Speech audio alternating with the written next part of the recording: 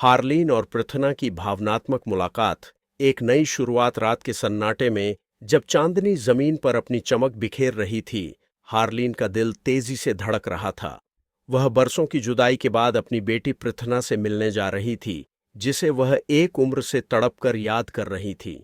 हर पल, हर दिन, हर साल उसके लिए एक नई परीक्षा थी। पृथ्ना, जिसे कभी अपनी असली पहचान का पता नहीं था, आज अपनी जिंदगी के सबसे बड़े सच से सामना करने जा रही थी। वह इस पल के लिए तैयार थी, लेकिन उसके अंदर भावनाओं का तूफान उमड़ रहा था। उसे समझ नहीं आ रहा था कि जब वह अपनी मां से मिलेगी तो कैसे प्रतिक्रिया देगी।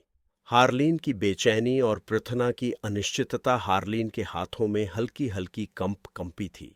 उसने कई बार पृथ्ना की तस्वीरें देखी थीं, लेकिन वास्तविक मुलाकात एकदम अलग चीज थी।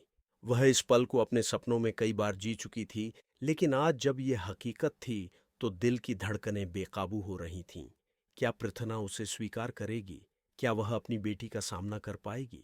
ये सवाल उसके मन में घूम रहे थे। दूसरी ओर पृथ्ना भी बेहद उलझन में थी। वह हमेशा एक ऐसे सच की खोज में रही थी जो आज उसके सामने था। उसने कई बार सोचा था कि अगर कभी उसकी मां मिली तो वह उससे क्या कहेगी, लेकिन आज वह खुद को शब्दों से वंचित पा रही थी। पहली नजर का जादू, भावनाओं का सैलाब। जब हार्लीन और पृथ्ना आमने सामने आईं, तो समय जैसे थम गया। हार्लीन ने जैसे ही अपनी बेटी को देखा, आंखों से आंसू छलक पड़े। पृथ्ना भी आश्चर्य और भावनाओं से भर गई। वह औरत, जिसे वह हमेशा अपनी जिंदगी का गुम हुआ हिस्सा मानती थी, आज उसके सामने खड़ी थी। पृथ्ना के लिए यह एक अविश्वसनीय क्षण था। हार्लीन ने एक कदम आगे बढ़ाया और कांपती उंगलियों से पृथ्ना के गालों को छुआ। पृथ्ना ने एक पल के लिए आंखें बंद कर लीं। वह स्पर्श, वह एहसास, एक माँ का प्यार जिसकी वह हमेशा से प्यास थी, आज उसे महसूस हो रहा था। पृथ्ना का गुस्सा और दर्द, लेकिन इस खुशी के साथ साथ एक पुराना दर्द भी जाग उठा। पृथ्ना की आंखों में खुशी के साथ साथ गुस्सा और असंख्य सवाल भी थे।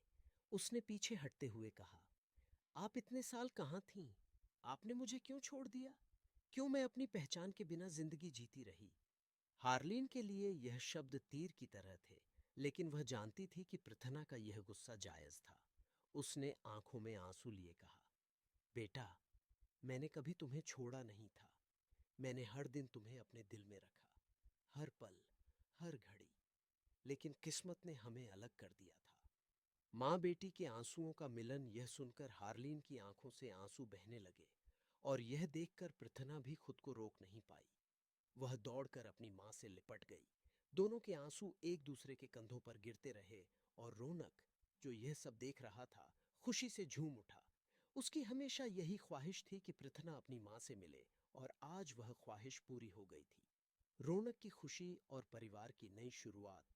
रौनक हमेशा अपनी बहन की खुशी चाहता था, और आज वह खुशी उसे मिल गई थी।